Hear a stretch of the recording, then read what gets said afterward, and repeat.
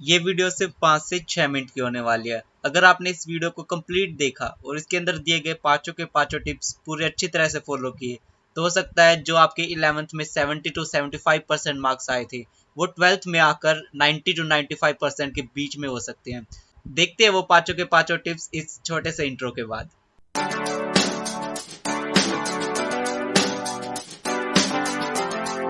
तो आज की हमारी पहली टिप क्या है? Listen teachers instruction carefully. अब इसका मतलब क्या है, एक एग्जांपल से समझते हैं। मान लो आप अपनी क्लास में बैठे और आप टीचर आपको कह रही है कि अपनी बुक्स निकालो और आपने निकाली और तभी टीचर ने कोई भी टॉपिक कराने से पहले बोला कि इस वाले पॉइंट को मार्क कर लो, ये इंपॉर्टेंट है। तो अगर आपने उसी वक्त उसको मार्क कर लिया और घर जाके एक बार उस इंपॉर्टेंट को पढ़ लिया फिर अच्छी तरह समझ लिया तो जो आपके मार्क्स है वो 50% वही पे इंक्रीज हो जाते हैं, क्योंकि जो स्कूल टीचर वही चीजें इंपॉर्टेंट कहता है जो वो एग्जाम में देने वाला होता है। जैसे क्लास 11 की इकोनॉमिक्स में ले जो पीपीसी कर्व है वो उसका जो डेफिनेशन है वो हर बार आता है। तो वो क्या है, वो एक इंपॉर्टेंट टॉपिक है। अगर आपने क्लास 11th में ध्यान दिया होगा तो मैडम ने एक बार तो जरूर ये कहा होगा जो पीपीसी कर्व है वो बहुत ज्यादा इंपॉर्टेंट है और वो हर बार एग्जाम में आता ही है। ऐसा ही फर्स्ट चैप्टर में माइक्रो और मैक्रो के बीच में अगर डिफरेंस करेंगे तो वो भी इंपॉर्टेंट है, वो भी एग्जाम में हर बार आता है। तो जो भी टीचर बोले उसकी इंस्ट्रक्शन को केयरफुली सुनो, फॉलो करो, क्योंकि जो टीचर बोलता है वही एग्जाम में देता है। तो पहली जो टिप है वो हमारी ये है कि जो टीचर इंस्ट्रक्शन कहता है या फिर कुछ भी क्लास में बोलता है तो उसको अच्छी तरह से सुनो। सेकंड टिप है start studying from today only.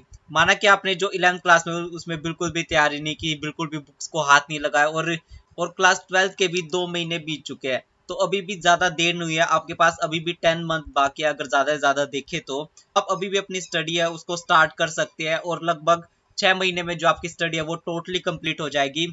जो भी तीनों सब्जेक्ट है, मेन बिजनेस स्टडीज, इकोनॉमिक्स या फिर मैथ्स और अकाउंट्स कह सकते हैं आप, ये रोज आप इन चारों सब्जेक्ट का एक एक टॉपिक कीजिए और 6 महीने में जो आपका सिलेबस है वो टोटली कंप्लीट हो जाएगा और आपके दिमाग में अच्छी तरह से बैठ जाएगा।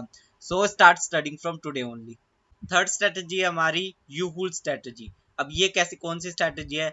सबसे पहले आप यूहुल को दो हिस्सों में बांट ले, एक तो यू और एक हुल। सबसे पहले यू का मतलब है यूट्यूब और हुल का मतलब है स्कूल। अब इसका मतलब क्या है? जो भी आपकी क्लास टीचर ने स्कूल में पढ़ाया वो पहले तो आप स्कूल में पढ़िए, फिर घर आके उसको रिवाइज कीजिए और उसके बाद यूट्यूब पे बहुत सारे वीडियोस पढ़िए, आप उनको देख सकते हैं। उसी टॉपिक की कोई भी एक वीडियो उठा लीजिए, जो सा भी आपका फेवरेट चैनल है उस पे जाके आप उसी टॉपिक को दोबारा से पढ़िए।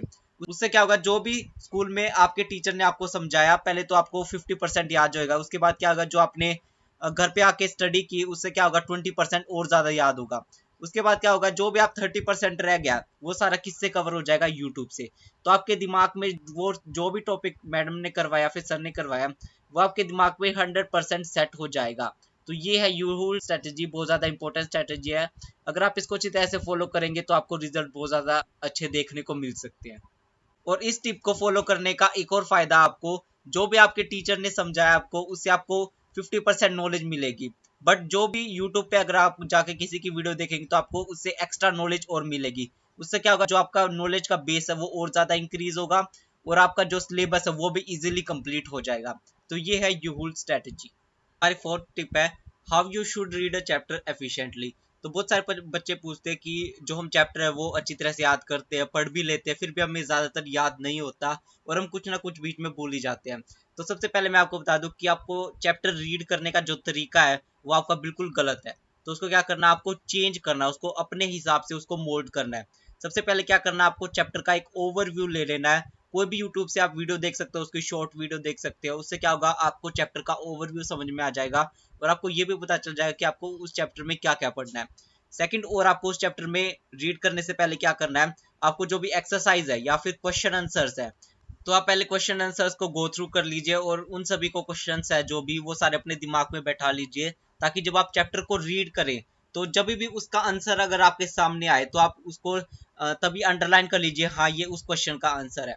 और एक और टिप कि आप जो चैप्टर शुरू करने वाले हैं उसको सबसे पहले एक बार देख लीजिए कि वो कितना बड़ा है, उसके अंदर क्या क्या टॉपिक्स कवर हो रहे हैं, ताकि आप जब चैप्टर को रीड करेंगे अच्छी तरह से तब आपको पता चल जाएगा कि इस चैप्टर में ये चीजें इंपॉर्टेंट है और हमें ये चीजें रीड करनी है। तो ये हमारी फोर्थ टिप। तो आज की हमारी लास्ट टिप है different approaches to different subject. बहुत सारे बच्चे क्या करते हैं कि हर सब्जेक्ट को एक ही तरीके से पढ़ने की कोशिश करते हैं, बट ऐसा नहीं है, क्योंकि हर सब्जेक्ट में अलग अलग चीजें होती हैं, अलग अलग थ्योरीज होती हैं, तो उनको पढ़ने का तरीका भी अलग अलग होना चाहिए। अब हम सबसे पहले इनको 3 हिस्सों में डिवाइड कर लेते हैं। सबसे पहले हमारे पास है अकाउंट्स, सेकंड हमारे पास बिजनेस स्टडीज, थर्ड हमारे पास इकोनॉमिक्स। अब अकाउंट में क्या है, दो चीजें हैं, एक तो थ्योरी और एक प्रैक्टिकल्स।